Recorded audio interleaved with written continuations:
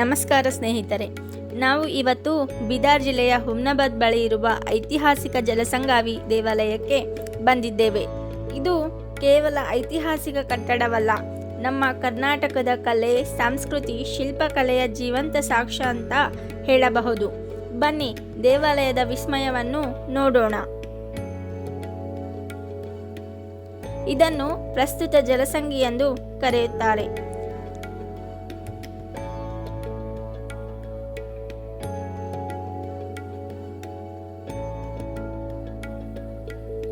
ಇದು ಈಶ್ವರ ದೇವಾಲಯ ಅಂತಲೂ, ಕೆಲವರು ಕಮಲೇಶ್ವರ, ಕಲ್ಮೇಶ್ವರ ದೇವಸ್ಥಾನ ಅಂತಲೂ ಕರೆಯುತ್ತಾರೆ.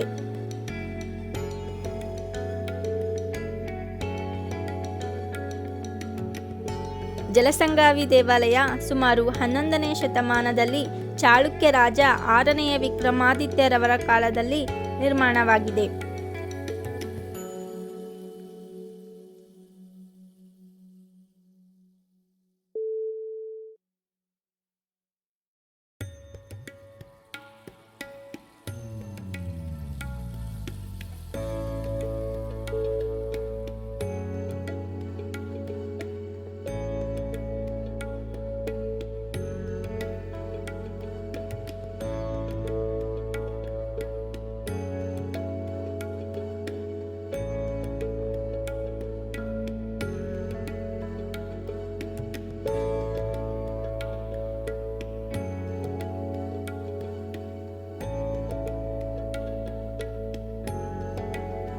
ನಕ್ಷತ್ರ ಆಕಾರವಿರುವ ದೇವಾಲಯದ ಹೊರಭಾಗದಲ್ಲಿ ಸುಮಾರು 30 ಆಕರ್ಷಕ ಮದನಿಕ ಶಿಲ್ಪಗಳಿವೆ.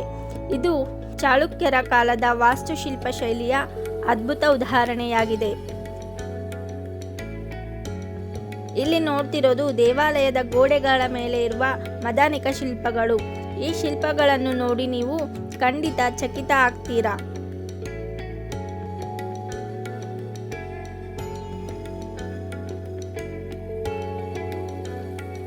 ಈ ಶಿಲ್ಪಗಳು ನಂತರ ಹೊಯ್ಸಳರ ಶಿಲ್ಪಗಳಿಗೆ ಪ್ರೇರಣೆಯಾಯಿತು ಅಂತ ಇತಿಹಾಸಕಾರರು ಹೇಳ್ತಾರೆ.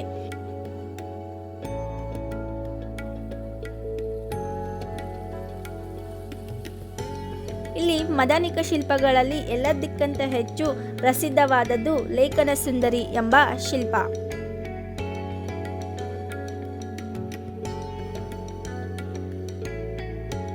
ಆರನೇ ವಿಕ್ರಮಾದಿತ್ಯನ ಪರಾಕ್ರಮವನ್ನು ಹೊಗಳಿ ಶಾಸನವನ್ನು ಬರೆಯುವ ಶಾಸನ ಸುಂದರಿಯ ಶಿಲ್ಪವು ಆಕರ್ಷಕವಾಗಿದೆ.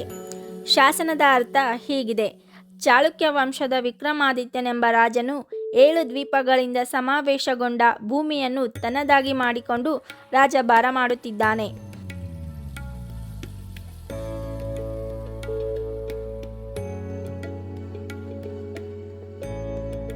ಇದು ನೋಡೋಕೆ ಮಾತ್ರವಲ್ಲ, ನಮ್ಮ ನಾಡಿನ ಇತಿಹಾಸದ ಮೇಲೆ ನವಿರಾದ ಪ್ರೀತಿ ತೋರಿಸುತ್ತದೆ.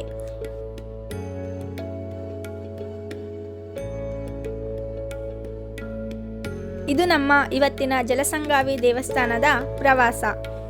ಈ ರೀತಿ ನಮ್ಮ ನಾಡಿನಲ್ಲಿ ಅಡಗಿದ ಐತಿಹಾಸಿಕ ತಾಣಗಳ ಬಗ್ಗೆ ನೀವು ತಿಳಿಯಬೇಕು, ನೋಡಿ ಅನುಭವಿಸಬೇಕು.